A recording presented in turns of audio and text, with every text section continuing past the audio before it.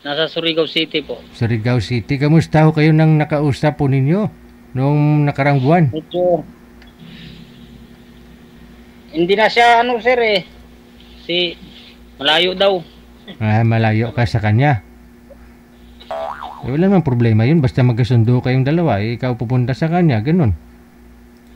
Diba? Ayaw daw niya kasi magkauling-uling daw siya. Ayaw niya sa'yo kasi mangunguling ka lang, sabi niya. Ganon?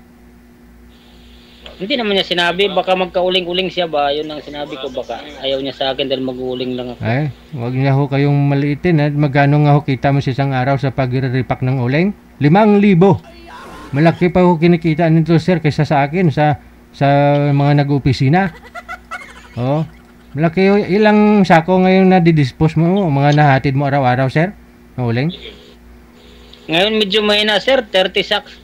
30 kasako lang. Sa isang araw? Opo. Oh, kalain mo yun, tutubuan mo lang ng 100 sa isang sako, 3,000 na yun. Oo, ganun na sir. 100 tubo mo doon sa isang sako? Isang sako. Oo. Oh. Saan mo pa hanapin 3,000?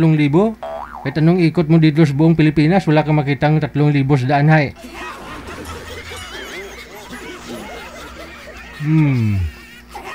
Ayun, hanapan ho kita ng taong babaeng tatanggap sa'yo, no? Walang kime-kime, no? Hindi takot maghawak ng uling, ah. Oh, sige sir, sige sir. Pero ito si ma'am ho kasi yung makakausap mo, di na sinasagot, manager? Si Janila? Ilang taon nga po kayo, Sir Rolando?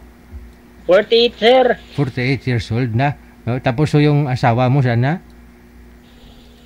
Wala na. Patay na? Buhay pa. Susus na, no? Hiwalay lang kayo. Matagal naman yun sir DJ, nung ano pa. Mga 13 years na. Okay. Yung mga anak ko ninyo sana?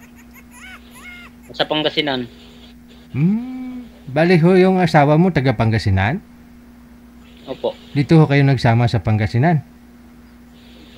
Dati doon kami sa Pangasinan.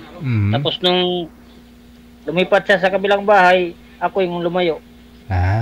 Okay. So sila ho na mga anak ninyo yung magkakasama ngayon? Hindi rin po, hindi sila magkasama.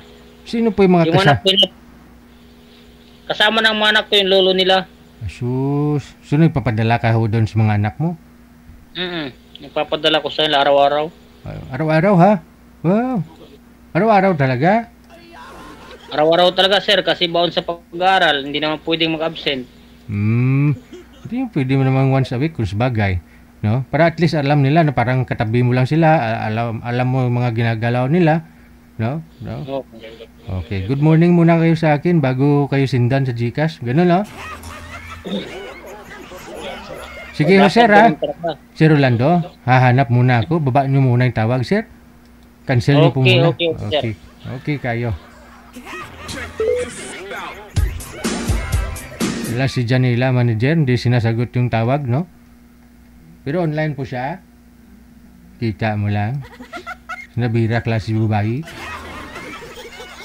Nanonood ka lang, no? Ma'am Janila, nanonood ka lang. Siguro tinignan mo kung sino yung makakapartner mo. Online ka eh.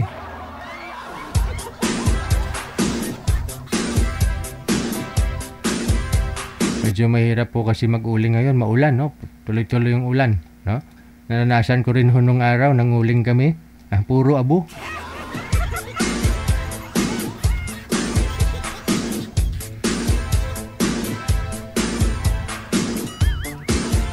Kung hindi abo, puro hilaw. Nagre-reklamo yung customer, no? Imbis na walang apoy, baga lang. Nagka-apoy kung sindihan mo. Hilaw eh. Hindi naging uling, kahoy pa rin eh.